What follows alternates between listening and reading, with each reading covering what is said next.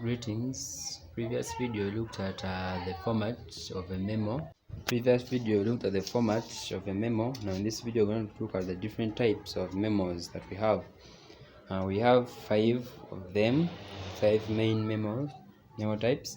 We have the request memo, confirmation memo, periodic report memo, ideas and suggestion memo, informal, study results memo. So most of these memos are named after their purpose. So you see that request memo is the objective of this memo is to receive or to gain a favorable response to a request. So you look through these guidelines of what you should consider actually as you're writing this memo.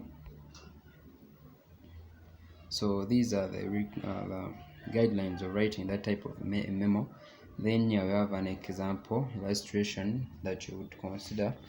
So the order of these favorably would be the date would come in here, or after, to and from, favorably. So then you got the second one, which is a confirmation memo. This is written to confirm in writing something that has been agreed to verbally. So when it comes to this one, also read through. There's guidelines on how you can write this one. So one, you should be specific regarding the major points that were discussed and verbally agreed upon. You enumerate the major points to emphasize, then encourage feedback on any misunderstandings. Then there is a format, an illustration for such memo. You can go through in case it is of interest to you. Then we have the periodic report memo. I would like to look at this in details because of the different considerations you have to do for this one. So mainly it is written periodically, so it can be a monthly cost control report, quarterly sales report, and so on and so forth. And these ones are submitted at regular intervals. So since these memos are frequently written, they are designed and pre-printed so that the writer can complete them quickly. Like you have it written on your device, so that when you come you just edit and then you use the same, just substituting with what you want because they are frequently written. So then as you're looking at this, there are guidelines that can help you in constructing a periodic report memo. So one, the memo should be designed as a fill-in form on which data can be entered quickly. So it should be designed as a fill-in form to help you enter that data quickly because they are frequently written. Then the other thing, that the form should be designed so that it can be duplicated and reused. Still, this one is kind of the same purpose as the first point. And then if a narrative or descriptive commentary is necessary, a place should be provided on the form. Because this one is in a form format, you should provide extra space in case there is need for a descriptive comment to be written. So now, one, the value of a periodic memo is best illustrated with a comparison. So we're going to look at the different forms of a memo, such that we can get the value of this type of a memo, like how should it be written in order for its purpose to be fulfilled. So first, you can look at this. You see that here it is written in the normal way of writing other types of memos. So when you look at this, you see that according to its makeup, this one would not be a good way of writing this kind of a memo. The better way of writing this kind of a memo would be in form format, just like you write it in a form format, just like shown here. Now when you have a look at this, this is more organized and attractive compared to the other one. This is more professional when it comes to this kind of memo compared to the other one, and it is easy to read, just as you can see. So this is the difference I wanted us to mark when it comes to this type of a memo, that the format of writing is not just like these other kinds of memo you're used to. Its format differs. The rest does not differ. It is only the body of the memo that it differs, whereby here we use according to the type of data that we deal with. Imagine the sales report, so on and so forth. You can't write it the same way like we write others. So the format, the body differs. So that is all about that. So then we can you see that according to that, you see that the memo in figure 9.1 is difficult to read, grasp, and make comparisons, but the one in figure 9.11, the last one, is concise, comprehensive, and easy to understand compared to the other ones. So that is what you have to note. So next we're going to look at ideas and suggestions memos. So now with this one also differs in writing. You should be kinda not like the others.